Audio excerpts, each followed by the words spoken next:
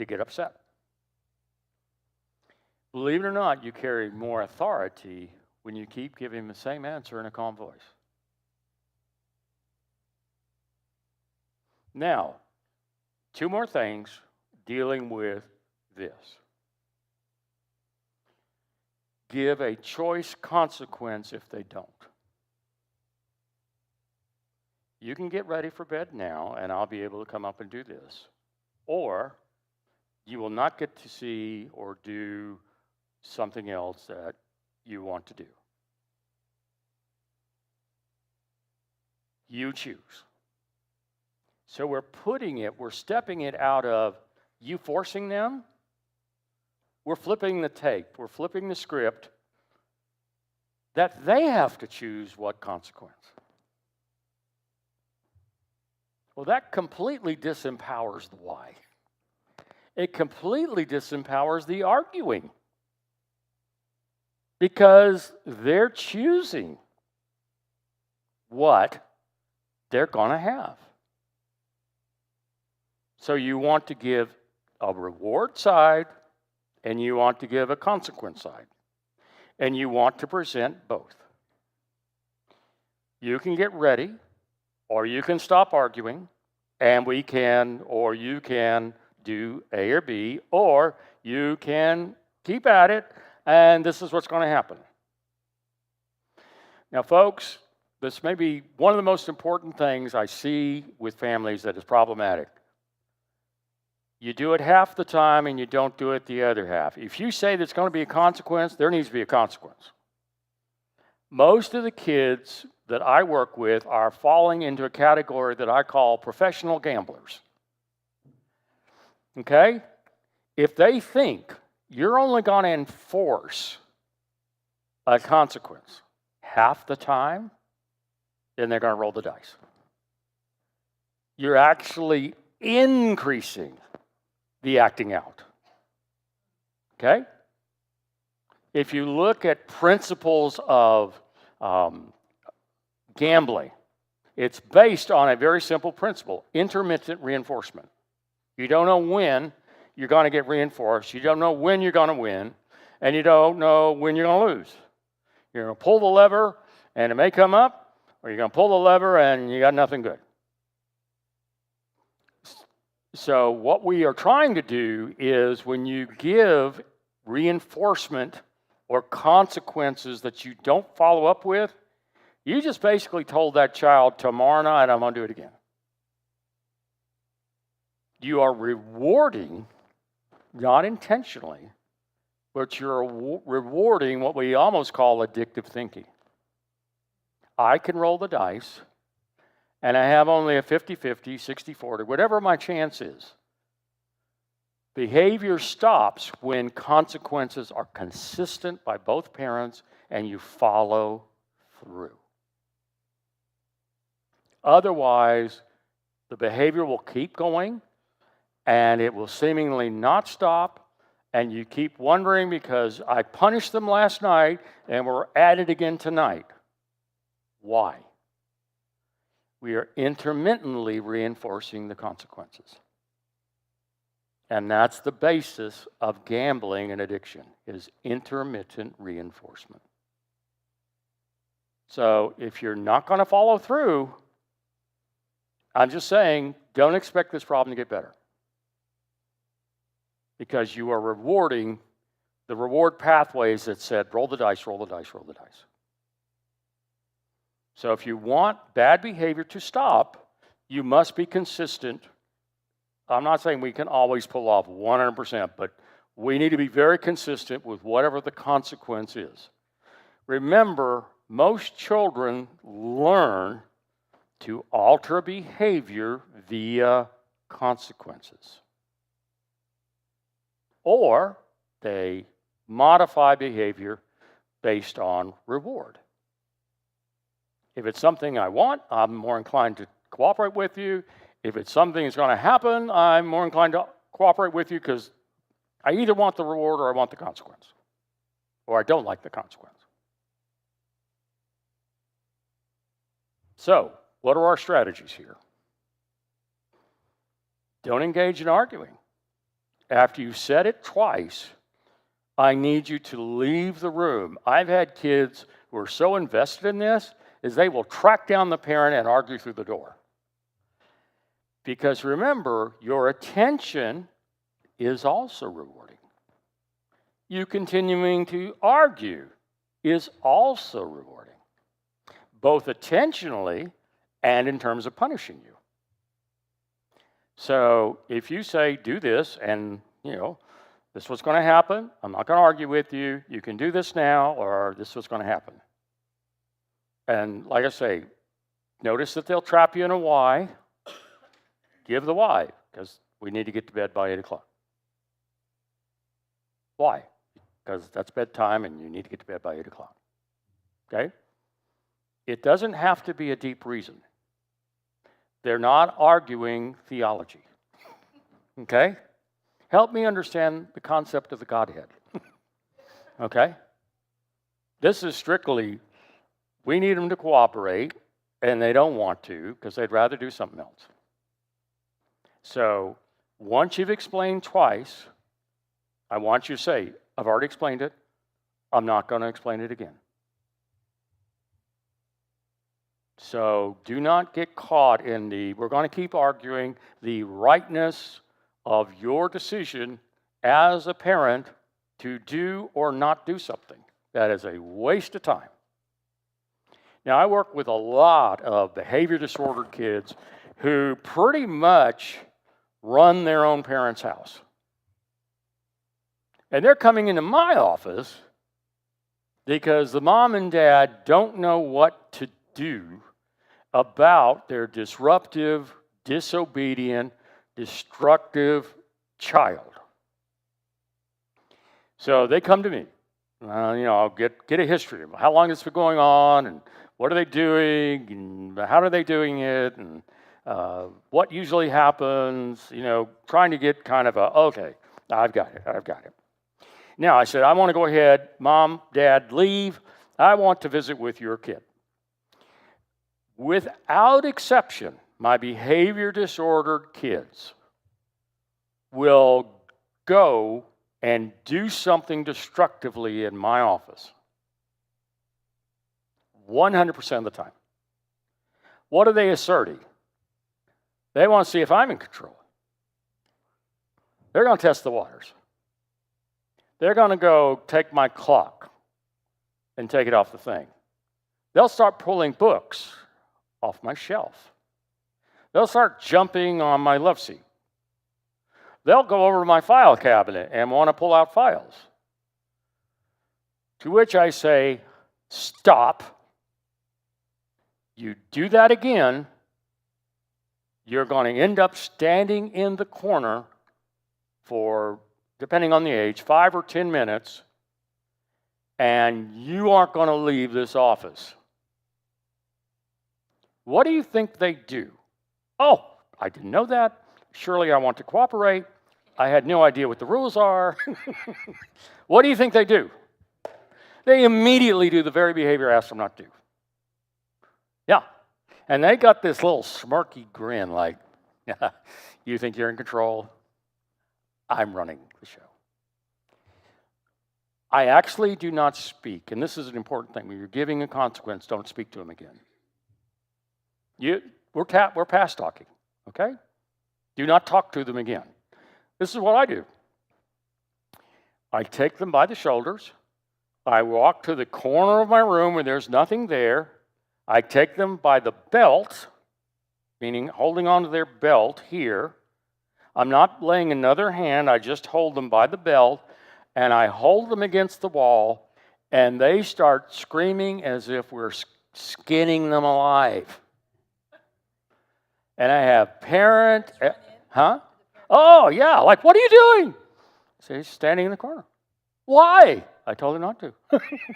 And I said, Mom, I need you to leave. And I said, either you leave or we stop the therapy session right now, because I am not going to tolerate misbehavior in my office. And I tell the moms, this is my office. This isn't your home. This is my office, and my office has rules. And one of those rules is you are not doing destructive things when I have warned you not to do it. So, I do not speak to the child again. I have them by the belt buckle. I look at my watch. They can scream, thrash, try to turn around, but they can't because I have them by the belt. So they can't rotate their hips, and they can't move, and they can't hit me. So they're lashing out, screaming bloody murder, and the time's up, and I say, okay, do it again. Same thing happens. What do you think they're going to do? They're going to do it again. They really just thought this is a one-off consequence. So they'll do it again. Question. The ones that test you the most are used to not consequences, Right. That tells me there aren't any consequences at home. So they test it again. I don't speak. We go right back to the corner. Stand and scream. 5 minutes, 10 minutes, whatever we're doing. Let them go. And I said, now you can sit down. And then I bring the parent in and say, Mom, Dad, this is what I need you to do this week. He's controlling you. He exercises power over you. I have yet, in 35 years of clinical practice, ever had those kids come into my office the next time and do it again. They understand there is a 100% consequence every time. No exceptions. Now, I've had kids come back a month or two later and think, well, maybe that was just a consequence then. They take something, I don't speak, we go right back to the corner. Okay? Let me give you this simple illustration. How did my dog figure out it's best to go outside versus in the house? A, because I had a long conversation. B, I drew a picture so the dog could understand. C, I just let him go, and hopefully I'll throw a treat out in the yard, and he'll get the message, and he'll go out there. I did not have a conversation with my dog. But when my dog learned, you go in the house, there's a consequence. You go outside, there's a reward. They learn, my dogs have learned, via rewards and consequences, cooperating with you works in my best interest. I need to do that. So if my dog can figure out where to go, I believe your kids can know what to do too.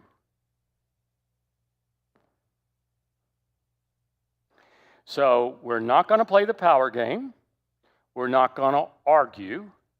We're going to give consequences for arguing. Like, if you yell, scream, do this is what's happening. Or you can choose not to and stop. I'll just be honest with you, they're not going to stop for the first 2, 3, 4 rounds. They want to see, are you really going to mean this? Is this really a new rule in the family to how we need to operate? And it is. But you have to be consistent. You're not getting into why conversations. You're not arguing.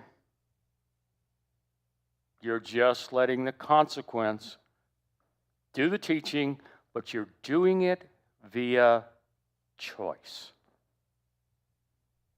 And when they go, you're so mean, you're so unfair, I said, that's your choice. I didn't choose your consequence. I'm talking to parents like, say to them, I didn't choose your consequence. You chose that. I'm sorry you've got to have that. You chose that. Maybe tomorrow you won't choose that. So flip the script on you will, you won't, by flipping it by giving choice. You can do this now, or you can argue or not do it or whatever, and this is what's going to happen. What do you want to choose? Tell me, it's your choice right now. What are you going to do? You flip the script on a control, power dynamic.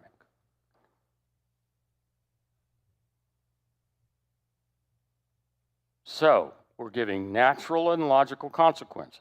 You are watching TV, the TV goes off. You wanted to do this, you can't do that now. To them, it's terribly unfair. But it's not. They chose it. Remember, they chose it. You didn't insist upon it. You didn't react and simply snatch them up and give them a consequence. They chose it. So get out of the control power battle by giving choice around their behavior. And you're letting them choose what's going to happen to them next. It is amazing what happens when you flip the script, because you basically have rendered the argument powerless. You've ruined the behavior. You ever gotten in trouble for pushing your shoulder to the wall? Not once. I tell, because I've already told the parents, if he acts up, which I expect he will, this is what I'm going to do. I never touch any place outside of the shoulders, and I never grab anywhere except the belt, but you may hear him screaming. And that's not because he is getting hit or hurt, or I'm not sitting on him or, twisting his arms. I'm simply holding him up against the corner. This is a much better solution, as I say. The argument, some of this is really good with teenagers too, because you have to give different consequences for them. Special needs. We're going to talk about special needs coming up, because I've got 4 categories of other. Okay? So yeah, I want to address special needs. So, get out of power control, get out of revenge by you're not doing it or you're doing something unfair. And folks, this is really fun, and I love doing this in the office. And as parents, it's so enjoyable. Whatever your child accuses you of, I want you from now on to agree. You're so mean. You're unfair. From now on, I want you to say, yes, that's why we had you. We wanted to have a child that we could be mean and unfair to and be really nice to the other kids. So, yeah, I'm mean, I'm unfair. That's why we had you. And I'm sorry you feel that way, but that's the new reality here. And now that you know the truth, we'll go on from there. Well, you just, again, what is there to argue with if you agree? Okay? Remember, it's sabotaging the argument. They want you to prove that you're not unfair, that you're trying to be fair, or that to appease or please them, well, I'll do this for you then, so you'll know I'm fair. You know I'm loving. So I want you as a parent to simply agree from now on. And when they do that in my office, you're mean and unfair. I said, of course, that's where I went to school. I had to take advanced lesson in meanness and unfairness, and I've got techniques you would not imagine. And I said, you don't want to go to the deep end of the pool with me on unfair, because I can make your life very uncomfortable. Stops. I'm agreeing with them. How do I argue, or how do they argue if I'm agreeing with them? So again, power, control, revenge, all kind of tag in. So remember, especially for revenge kids, they're perceiving, I'm mad at you and I'm going to punish you. So their number one technique is arguing, just wanting to argue and argue and argue and argue. You don't. You say what you're going to say. You use broken record. You've repeated it twice. You've given them a choice. That's the end of the discussion. Whatever happens is either we get along well and the evening goes well, or a consequence is coming. Now, one thing about consequences that I do need to stress. Do not give a consequence that is longer than that day. I want you to use the next day as a reset. They can have a whole new slate is cleared, we're good to go. I have parents give a 2 or 3 week consequence, and that kid is so discouraged, they will actually I might as well argue with you because I'm never going to get out of jail. And so I'm going to make your life as miserable as you're making mine. Kids need to know that we're not judging them, we're judging their behavior. Again, we're using what we talked about this morning. I'm mad at you because you did, this is what happened. And I asked you not to. We're not saying you're a bad kid, I'm sick and tired of you. You're a pain to deal with. We're not saying that. We're judging the behavior as being bad, but we're not judging the kid as being a bad kid. And I know sometimes that's really hard because you sometimes think, they really are. Okay? They really are. So, on those two things, what we want to do is what we've just discussed. Don't argue. Don't get into why. Don't get into answering. It's a waste of your time.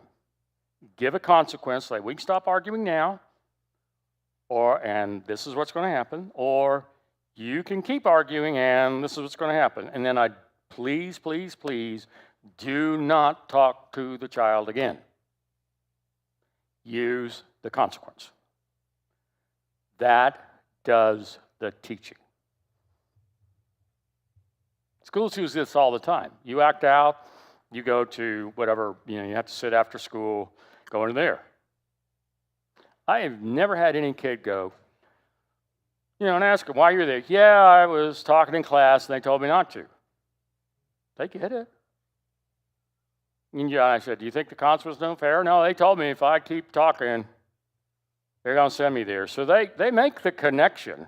My behavior led to me having an in-school suspension of some sort. And they're not mad. They're not. That's like, I knew it. I did it. I got it. Okay. Okay? So your kids aren't going to hold it against you either if that's how you operate as well. Talk to them, give them a reward, give them a consequence, don't argue, don't caught up in why, act on what you just said. And do not speak to them for an hour or two, however long you want to give the consequence. Now, people ask me, do you think spanking is inappropriate? And I go, no, selectively it isn't. Sometimes what spanking does, if we say, what does spanking do?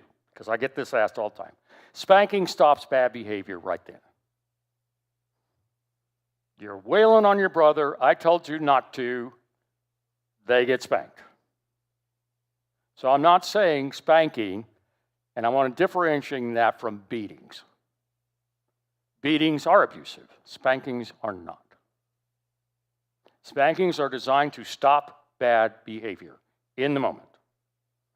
Because you've had it, kid's not stopping, they're out of control, a spanking will stop the bad behavior.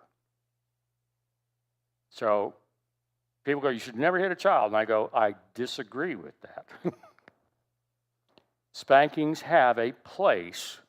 A whack on the bottom with a spoon or your hand is appropriate.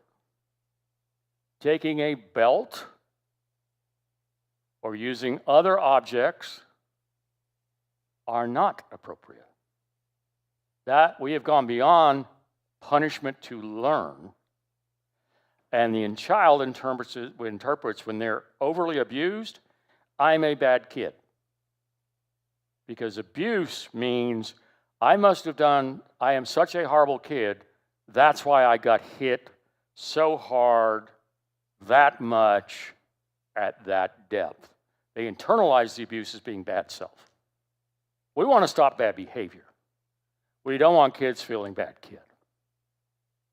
Now, I say this out of personal experience, out of a home that was very, very physically abusive. And I had to do therapy Both my brothers had developed addiction issues. It took a long time to work that out. Because what happens is when you have not worked something out, you will end up acting it out. Now, let's talk about the other two, and I'm going to try to wrap up here in 10 minutes so you can be on. So, okay. Attention, okay, what do we do with a kid that wants attention? Well, we can say, I can give you attention now, but mommy or daddy has to wait. So if you can wait 10 minutes, I can give you attention. I want you to plan, in as much as you can, and that's not always easy, to have some time for all your kids or one of them separately to get attention. So that's an easy one. But one of the things I tell parents, don't reward attention in the moment. Always reward attention 10, 20, 30 minutes out. What they're doing is if you give immediate attention, guess what they're going to do? They're coming to you all the time. You're actually reinforcing attention because you're giving it automatically. Remember Pavlov's dogs? What is that based on? This, ring the bell, dog food. Ring the bell, dog food. Well, folks, you're the dog food. Okay? And ringing the bell is, I want your attention. They get it immediately. They want more attention.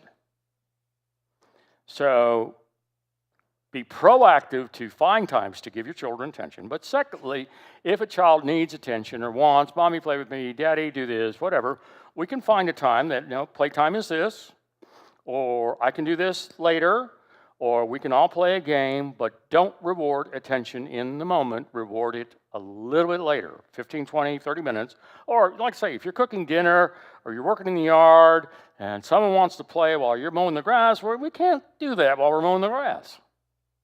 But to a child, remember that it's goal-directed. Whether you're mowing the grass or not, I want your attention.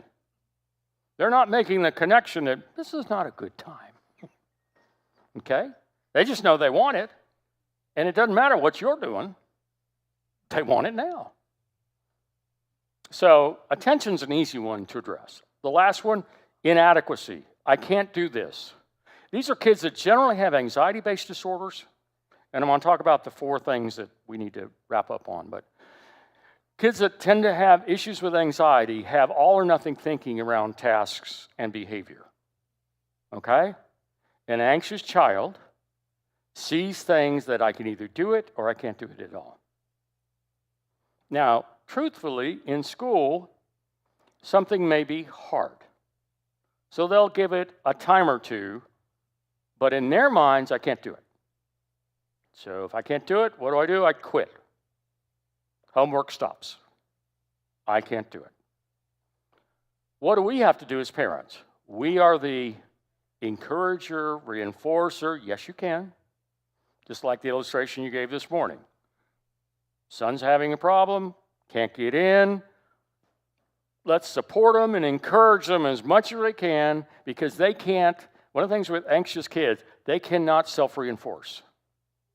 They can't tell themselves, okay, just stay in the game. All right, just try one more time. They can't.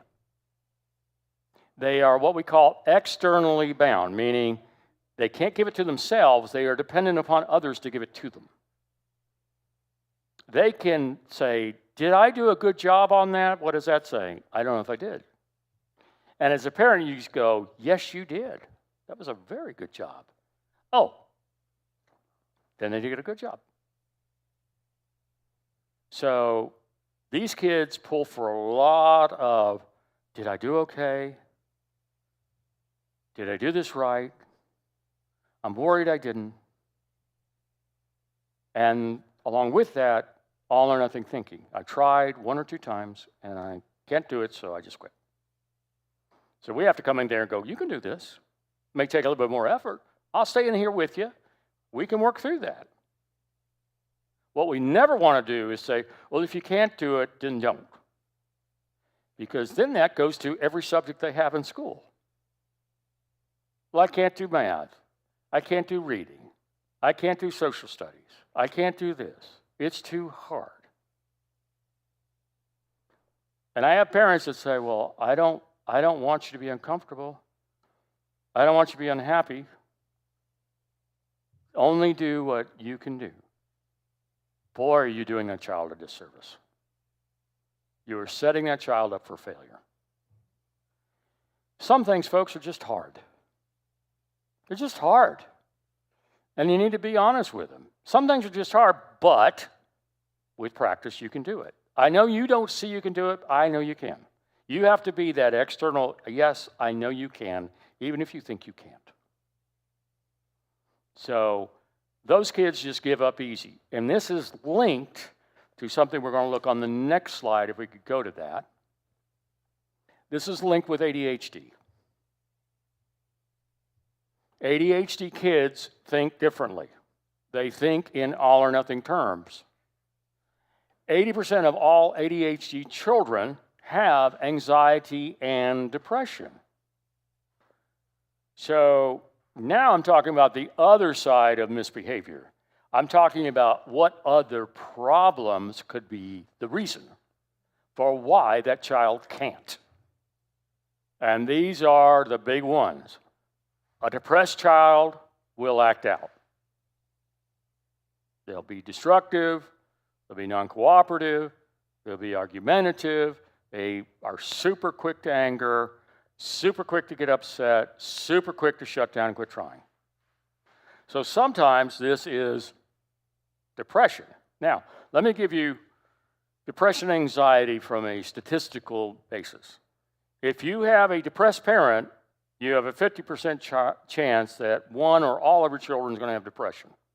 If you have anxiety, anxiety has the highest genetic loading outside of ADHD.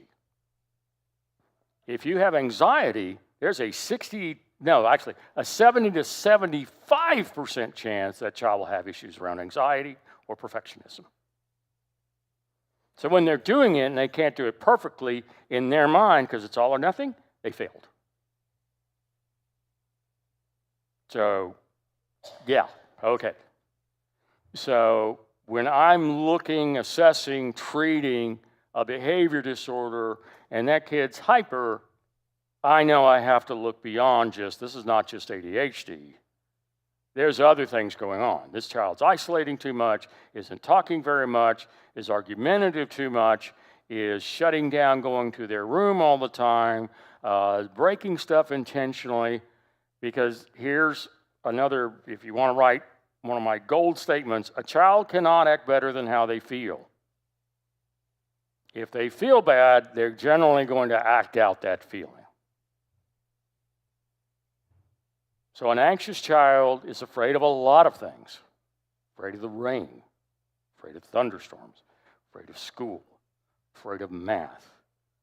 They are very insecure. They are not sure they can. They start under the preposition of inadequacy, I don't think I can.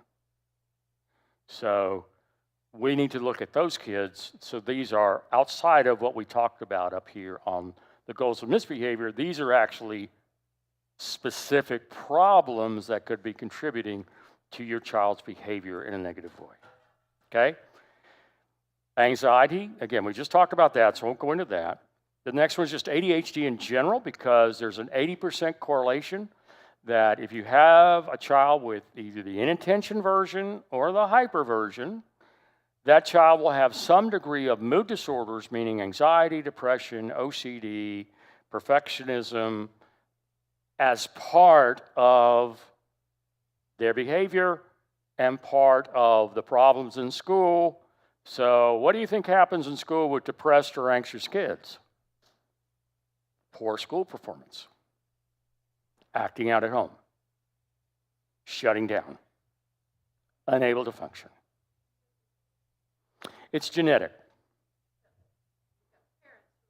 So you got ADHD parents, or a parent, not always both, who didn't learn great coping skills. So what do I see as parents? They are super duper hyper reactive. And they're mad at their kids for being super duper hyper reactive.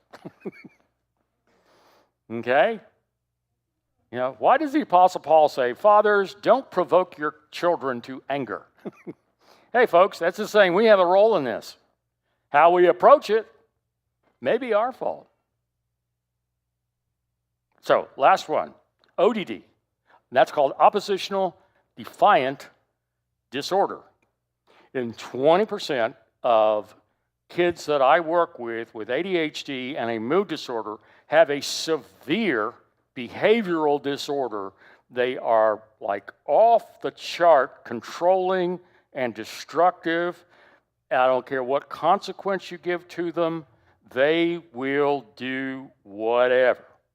So yesterday, I kid you not, I'm seeing an ODD 14-year-old who they've taken basically everything away but the bed, and that child is still stealing, still running away, still looking inappropriately on internet, and we've given every consequence in the universe.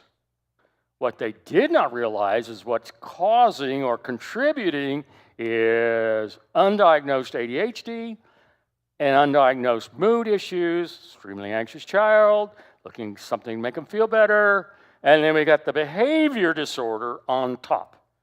So what do? We treat the ADHD, we treat the mood, and then we do behavior therapy around the very things we just talked about, consequences and this and that and the other. And they're feeling better, they're acting better, and we get a lot of success once we treat those two disorders. Because if all I do is treat the behavior and not address the other two, I will fail 100% of the time, and as parents, you'll fail 100% of the time. Now, you're going to have children also, if they have ADHD, roughly 90% will have disorders in reading or reading comprehension. They can read it, they can't understand it. They can't grasp the meaning of it. Or, because it's also a very, what we call fine motor skill, it's mentally exhausting to read. You have to track words across a page, line after line. And remember, it's so mentally exhausting, they just can't do it. So there are ways of addressing that as well. But if you have a child with a reading issue or dyslexia, it's a very high chance that there's some level of ADD or ADHD for that child. So boys and girls get the ODD version, and treatment has to do behavior therapy once we've addressed the mood, and the impulsive, hyperactive can't control their behavior. Okay, I'm 10 minutes over. I'm very apologetic. Questions that I can answer? I know we've covered a lot of territory very quickly. If there are questions, great. And if you don't, ask me afterwards. Some of you just want to digest it a while. I get that. Usually when I finish a class lecture, I need about 24 hours to, what did he say? Oh, you took the note. Okay. It takes a while for me to be able, how do I implement what I just learned? Okay. Yes, this question here in the back, and then we got a lady up front. Yes, ma'am. Uh-huh.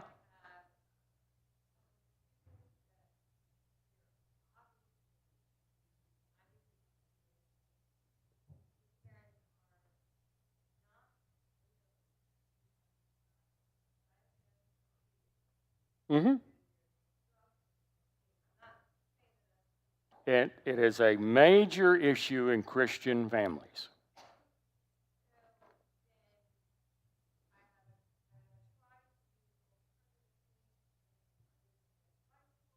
Right.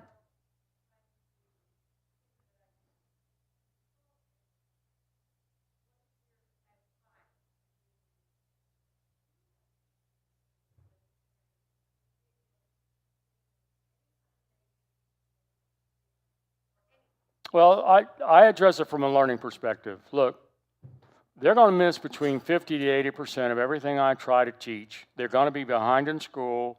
You have a choice now to address it before they're literally years behind in class.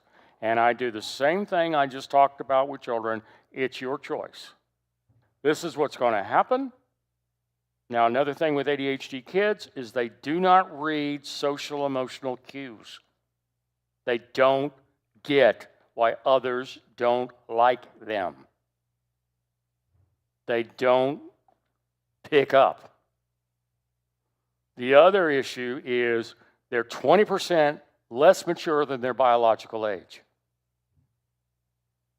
So a 15-year-old, or let's say a 10-year-old, is not a 10-year-old of maturity, he's actually 8.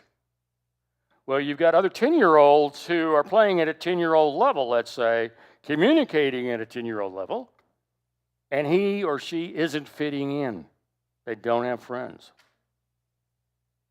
So I address that your kid doesn't have friends, and that's going to get worse.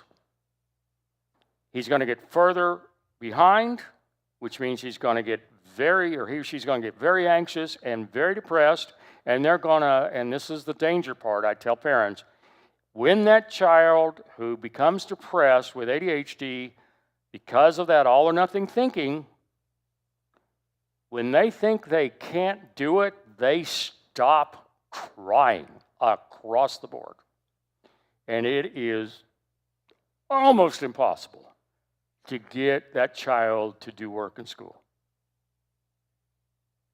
I wish there are good answers, because what we have seen is parents who have a child with ADHD, they're dumping these kids in Christian schools because the public school doesn't put up with it. So we've seen a massive movement in the Christian school community to take ADHD kids, and if we just get them in a smaller class and someone that can pay more attention, that will fix their learning and behavioral problems, and it doesn't. And it's unbelievably frustrating. I've got teachers who are just like, I'm ready to quit because I've begged, tried, this child is not learning, we're having behavior problems. The only thing we have actually found that has worked is if they're acting up, you suspend them. Send a child home that a parent doesn't want to have in the home because of their behavior, and you're suspended for the day. You have to go do your homework, call your mom or dad, we're done. I've given you 2 warnings, you're acting out. So we're going on the same rules we just talked about, folks. So I find that has been helpful, that they're suspended. I'm either going to call your mom, you're going to call your mom or dad or whoever, and you're going to get picked up because this isn't working today, and I'm not going to go any further. And kids usually get sent home enough times. I'll have parents be a little bit more receptive to addressing it.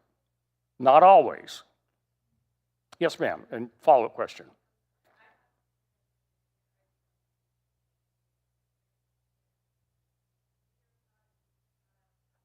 I apologize, I can't quite make out what you're saying.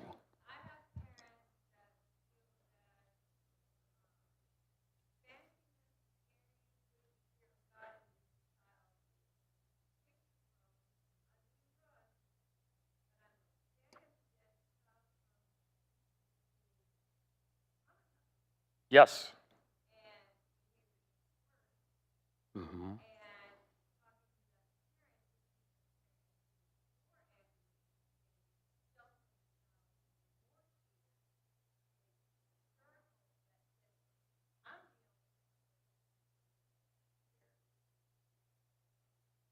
Right. And remember, if we have a child with ADHD, guess what? We got a parent with it. And sometimes they're not very mature. They're very rigid in their thinking, and they're very rigid in their answers to the problem. And they are not open to feedback. In other words, everything we just talked about with disordered kids, we've got disordered parents. What the public schools have done reasonably effectively is we'll do an in-school suspension. They get pulled out of the class because the classroom is reinforcing. They get pulled out of the class, and they can go sit in another class or down the principal's office and do their homework and whatever there. But they can't be in the class. Now, when the parent goes, why did he get pulled out? He was acting out. I gave him a choice. He couldn't So we didn't send him home. We didn't get rid of him. We're hopefully not sending that kid home to get hurt. But the public schools use in-school suspension in that moment very effectively. That's how they are dealing with it. And if you get so many in-school suspensions, you get a suspension from school altogether. Meaning you can't come back for a day or 2 days or a week. And, they have different criteria. If you hit someone, that's automatically an in-school suspension. Now, there was a lady over here, and then I'll catch this question here. Sure, I can do that. Oh, gosh, let me take my notes. I love everything you said, so if you guys don't mind. I apologize. I will hush. If you have questions, we'll talk to me in the back, and hopefully we can do that. Okay? Also, I wanted to share, in my office, Family Ministries office, I get this phone call almost every single week. Do you have a Seventh-day Adventist counselor to recommend to me? So I kept getting this call, and I finally decided I'm just going to put together a list. So I've pulled together a list of Seventh-day Adventist counselors. Some of them specialize in different things. Dr. Chuck is on the list. He has several people in his practice. I think some are Adventists, some are not. But he's out of Atlanta. We have people from this area. We have them from all over the conference. I don't know them all personally, so I don't know what your outcome will be, and I don't guarantee it, that or their theology. But if you want a list, and Dr. Chuck, you're on it, they can call my office, and I can email that. I send it out almost every week, if not multiple times a week. So it's one of the number one requests I get. So with that, I want to tell you something really quick. A Sabbath school teacher was teaching the kids, and she said asked the kids this question: why do you need to be reverent and quiet in church? And a little girl raised her hand, and she said, because everyone is sleeping. So, not because of your presentation, just I think it's time to stand up, and let's do our arms or some kind of a movement. I'm not an exercise therapist, so let's just move because we need to get some blood going. I'm going to try to be quick as I can be. So, as soon as you're ready, you sit down. And I'll start. I'm going to start with a story on, I don't know if I guess it would be an anchor story, Dr. Chuck. So my husband was doing evangelistic meetings over at the Conyers Church, which is on the east side of Atlanta. And I was very pregnant with my second child, and I had a 3-year-old little girl. So kind of in the terrible 2s, 3s right there. And they had children's story. She came down to the children's story, and they had that communion table there in the center, and there was this little cubby hole. So she got in there for this children's story. Children's story is over, and I say, Sophia, and I have permission to tell this story, by the way, it's time to go. I don't want to go. And all the kids are leaving. I said, we got to go. No, I don't want to go. I don't know. We'll have to talk about what you would have done. So I am very pregnant, and I lean over because I can't bend too well, and I pull her out. As I pull her out, and all the other kids are gone, and my husband's on the stage up here sitting for the sermon, ready to go, she goes into a full-on public temper tantrum. So I pick her up. She's on my belly. Her legs are this way, her arms are this way, and they're flailing, and I walk down the center aisle with all the eyes that could be on me. It was not one of my favorite moments. I was completely embarrassed, and Joe has to get up and preach. They all knew that was his kid. The preacher's kid lived up to the reputation. And I did spank her out there in the hallway or out there. And there was this really precious lady who came and sat with me at potluck, and instead of getting scolded, she really encouraged me. And I want to say something. I have 3 kids. 2 of my kids are real outgoing and very direct. She's one of them. They both have had, 2 of those, the 2 that are like that have had public temper tantrums. And my third one, I don't want to say she's passive aggressive, but she's never given me one public temper tantrum. She just says, okay, Mom. But you learn your kid, right? My point is, I did the same thing with all 3 kids, and 2 of them did that to me. 1 of them did not. So it takes me to this verse, for the righteous man may fall 7 times and rises again. And my parenting model is to get back up again, because we all make mistakes. And I know there could have been a lot of contributing factors to that incident, but I was embarrassed, and I have certainly done my share. So I don't get up here this afternoon to talk about perfection or the best ways. I can only tell you what I've had success with. And that case was not a success, but I just keep thinking this is a text, and when it says 7, it has more meaning to it, but we get back up every time we fall, right? Every time we make a mistake, we get back up. So I'm going to talk about 3 things. The first one's about praying parents. I'm going to be as quick as I can. The other one is on chores. I have a real passion for that. And the last one is on suicide prevention. So, praying parents, I don't know that there's anyone who would disagree with me on this. Who doesn't love praying parents, right? Aren't we all praying parents? So I led a group at GCA for a few years, and we did the books. There's several books on praying the scriptures over your kids. They're different authors. They're not Adventists, but really good books. We've done other parenting books. At the end of it, we said, I had just a cheap spiral notebook, and every mom that was there, I had their name written down. We always prayed over every kid's name that was there that day, then at the school at large.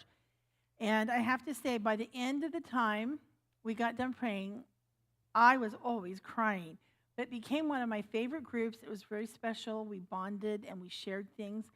And I don't know if there's a wrong or right way to do it, and I can talk more about that later when this is over, how we ran it.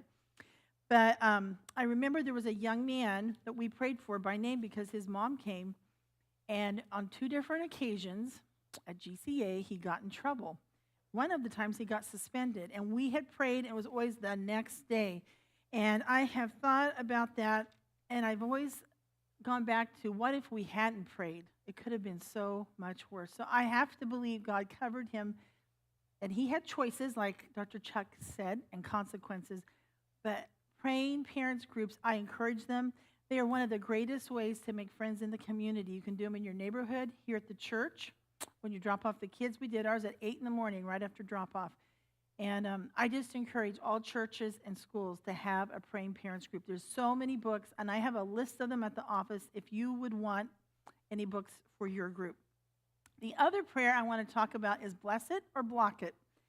So this kind of came by accidentally for me, and it has become one of the main things I get. People will come up and say to me after I've seen them, or I spoke, and it's maybe been a few months, they will come up and talk to me about this. So I decided I need to really include it.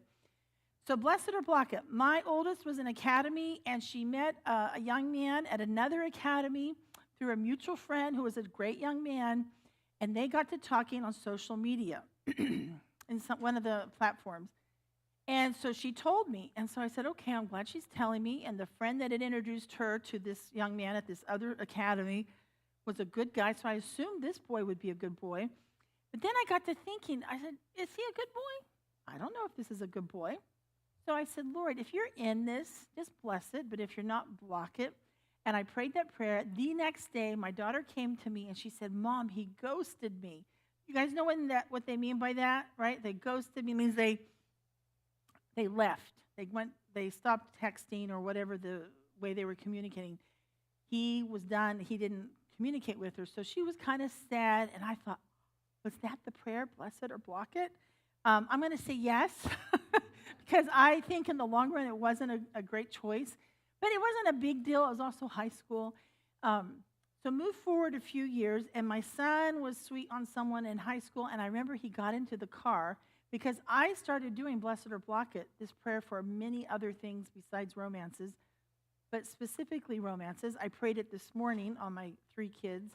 But I get in the car with my son, and he's sweet on this one young lady, and he said, Mom, have you been praying bless it or block it? And I said, yes, I have. Oh, thank you, Mom.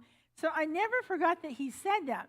But move forward a couple more years, and Sophia, my oldest, I always have permission to tell the stories I tell, because I have one kid that does not want their stories told. So the ones that let me do it is the one that had the public temper tantrum. So she's working over at Cahutta, and she comes home on her day off, and she says to me at her day off, there is this cute boy, and there's this other cute boy. Oh, they're both blah, blah, blah, blah, blah, blah. So she's telling me about him, and she goes back to camp, and I start praying, Lord, bless them, bless it, or block it. She calls me the next day, and she said, Mom, have you been praying, bless it or block it? She's not with a good tone. And I said, of course I have. And she said, well, I will never tell you again their names because they've stopped talking to me. And I said to Sophia, you don't have to tell me their names. I'm still going to pray it. Bless it or block all the romances that are surrounding my kids. So the thing about bless it or block it, I have applied it to we're looking for a house, and all the houses I want have been blocked. But that's okay. What I love about the prayer is if it's been blessed, then I know the Lord's in it. But if it's been blocked, I know the Lord has something better. So bless it or block it is something you can pray for your kids' romances or your own life, whether it's a job, a home, a new initiative, something that you're working on. So this is the section of prayers. I have one more prayer I want to tell you about. So have you ever had kids wiggly when they're little at nighttime and they don't want to go to bed? That's such a common thing. Let me get some water. Let me go to the bathroom. They come up with every excuse. So I've come across a prayer that I didn't write, and I think it's really a great way to end the night in a tradition. I think the kids will memorize what they say.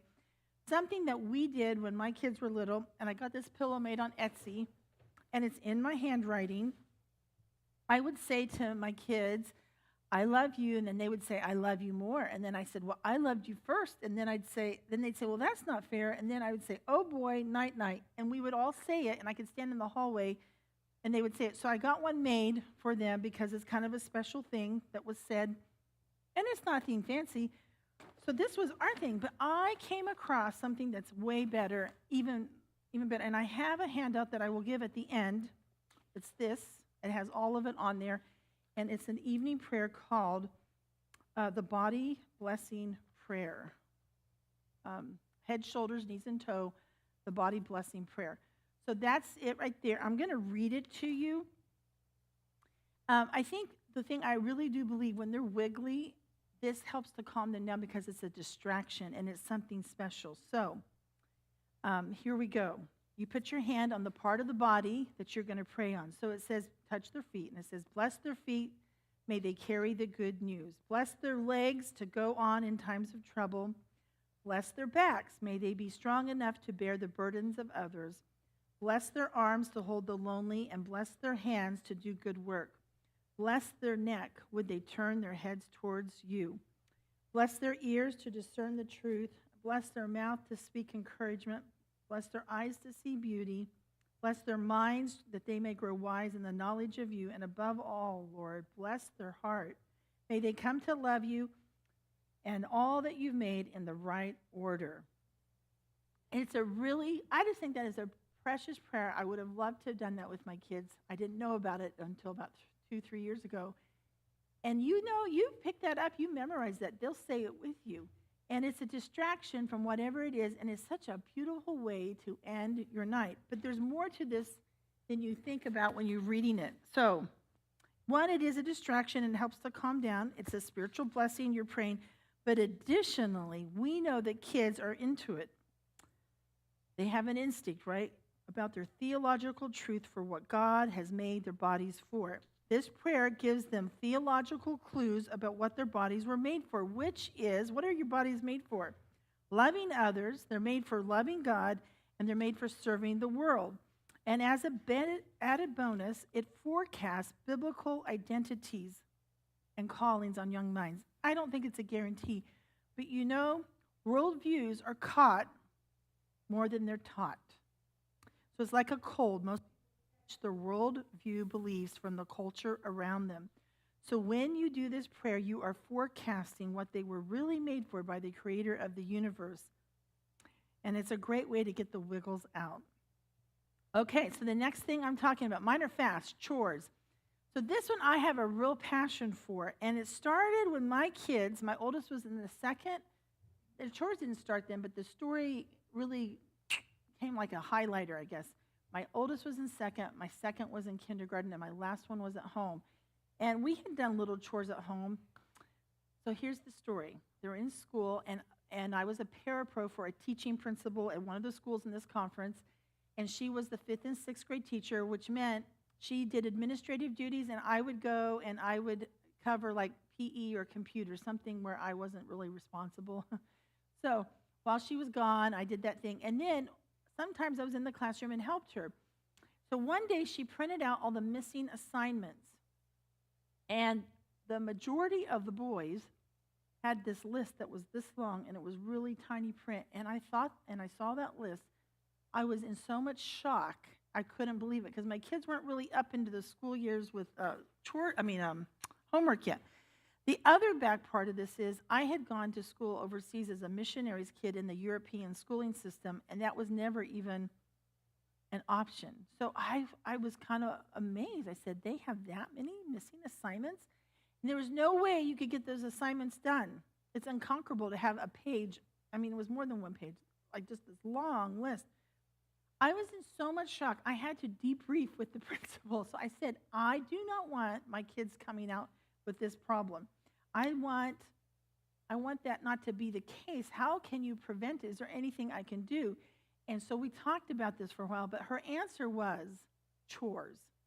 Chores are the cure for so many things. And the Bible talks about this, right? Chores. It's amazing what chores will do, and the Bible talks about it, and I'm going to give you research that backs up what the Bible says. So, you know these verses in the Bible? Oh, this is my husband. I'm going to pass that since we're short on time. It says, idle hands make one poor, but diligent hands bring riches. The son who gathers in the summer is prudent, and the son who sleeps during the harvest is disgraceful. So these are scriptures. Despite their desires, the lazy one will come to ruin, for their hands refuse to work. So the Bible says it.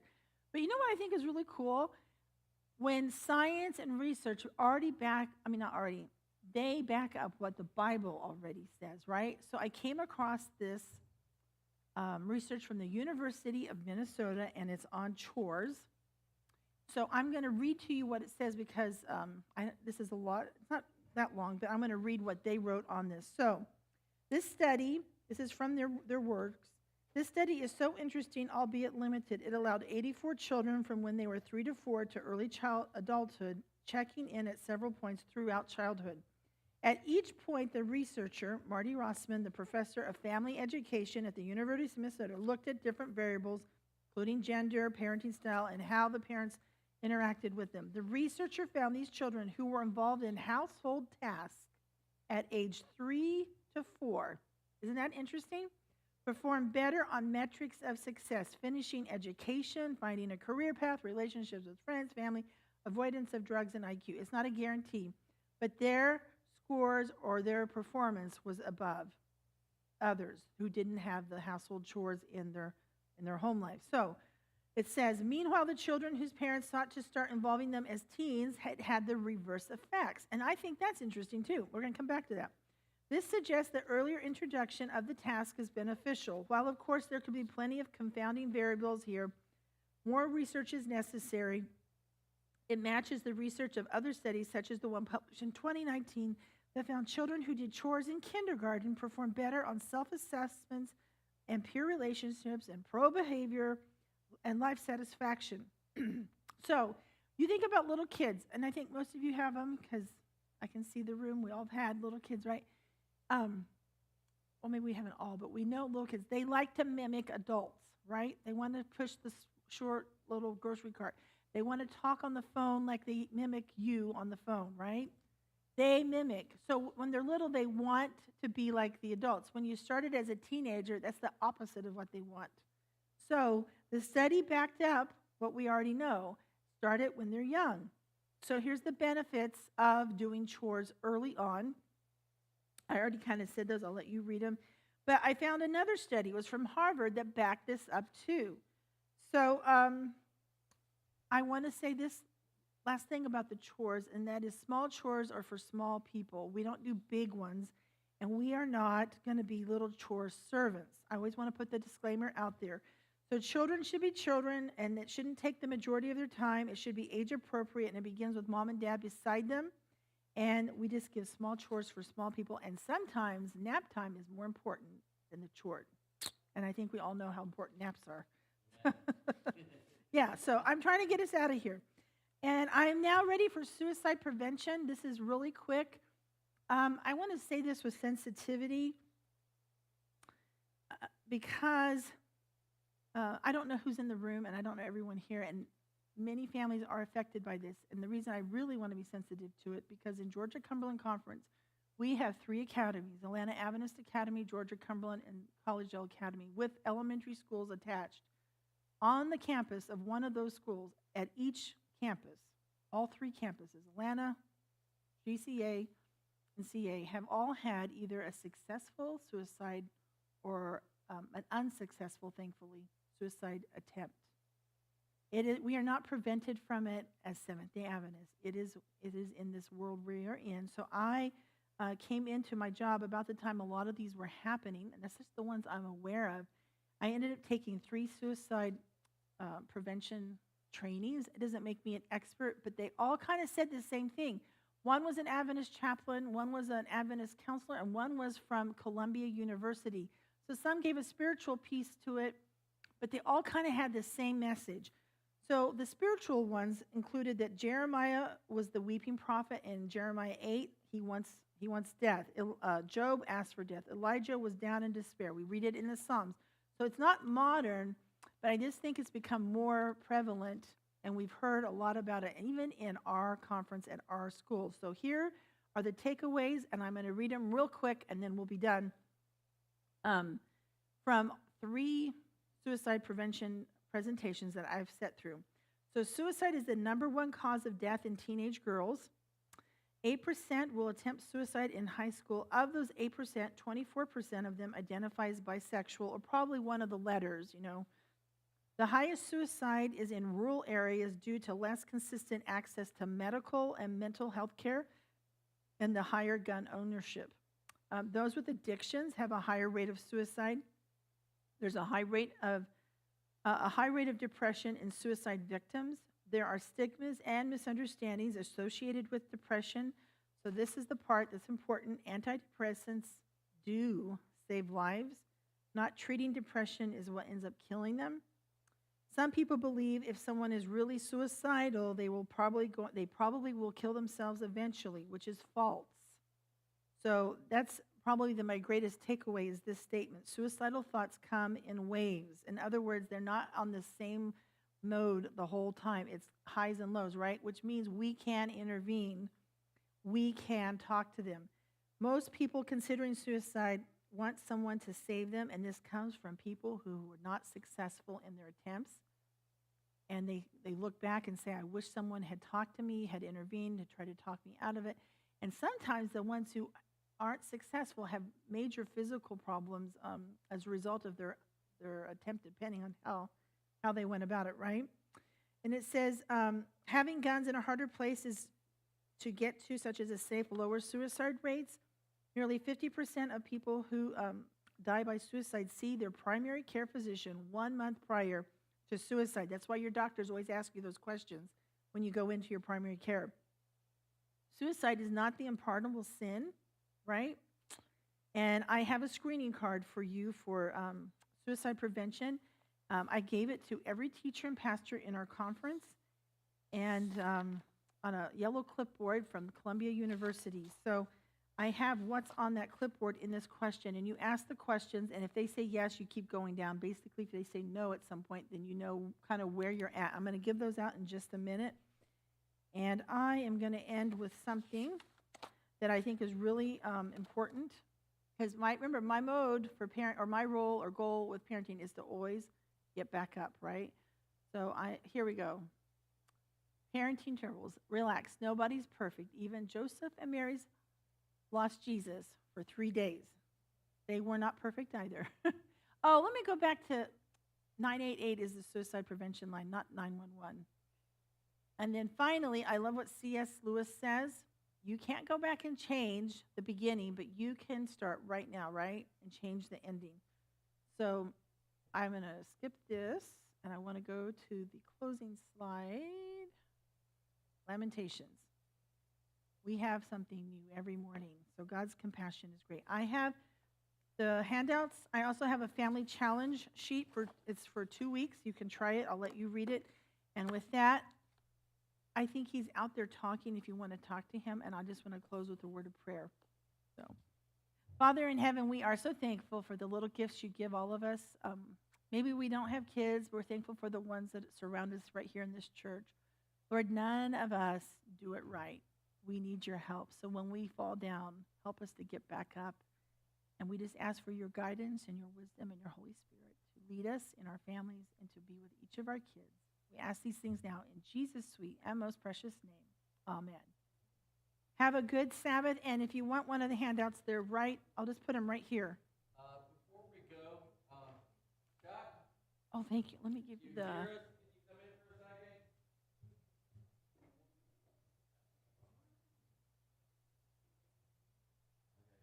How many of you have appreciated Chuck's and Amy's ministry? Amen.